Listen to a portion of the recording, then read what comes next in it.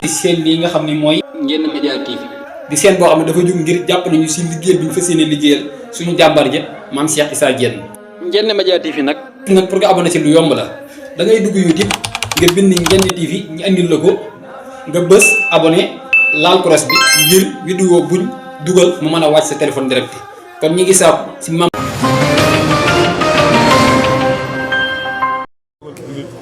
sallallahu taala ala sayyidina wa mawlana muhammadin wa ala alihi wa sahbihi wa sallama tasliman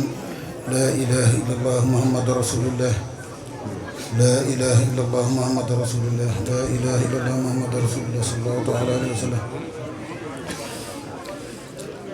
lillahi rabbil lazi qad jadali bihuda kulli khadiman liman taqdimuhu hida lillahi rabbil lazi qad jadali bihuda kulli khadiman liman taqdimuhu hida أكرم بمخن حافظ لا شريك له في الملك والحمد لم يولد ولم يلد الله جل إله لا نصير له خدعا ومن بسوى سجاء قد فنادى له السماوات والأرض جملتها ما شاء كان وما لم يكن أبدا الله رب جليل مالك أحد بر لطيف كريم لم يزل زمادا الله رب جليل مالك أحد بر لطيف كريم لم يزل زمادا هو الغني الذي دأبا أمد يدي له فقيرا ويدا بل لا يرد يدا إليه أسكو راجيا سفاري دنيا وأخرى بحسنى لا سمت صيادا له الوجود الذي قد سانه خدام مع البقاء الذي قد سأحسن نفادا لا في الحوادث شيء قد يشابهه بالنفس مستغنيا عن كلها أبدا إلهنا يا ناصر جل عن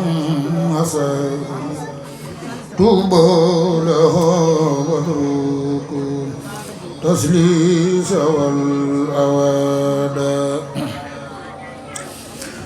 إلهنا يا ناصر جل عن مسال توبوا له واتركوا تسليس والأوادا الله رب الورى خرجل له العباد فلتعبدوا ربكم ولتتركوا العداد الله رب الورى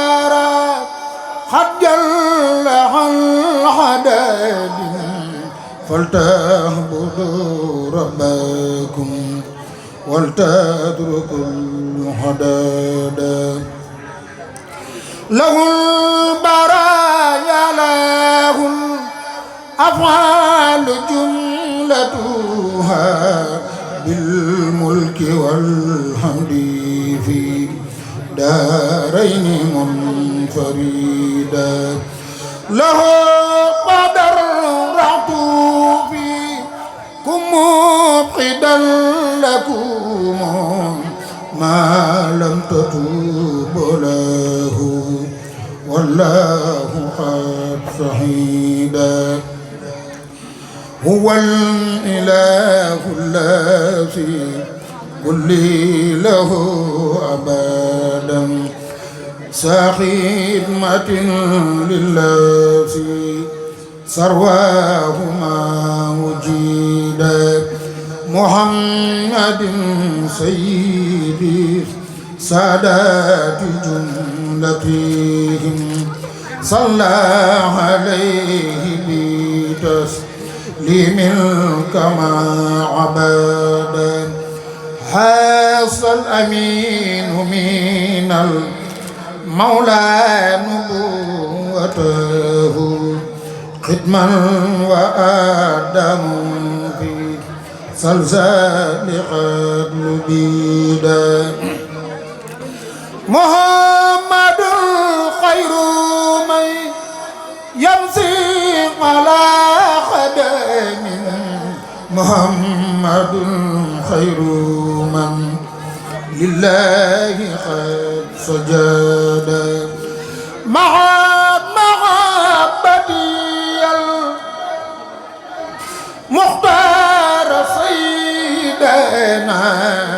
بالمخانية والأهلين والولد مع محبتي المختار سيدنا بالمخانية والأهلين والولد دمي وأهلي وأولاد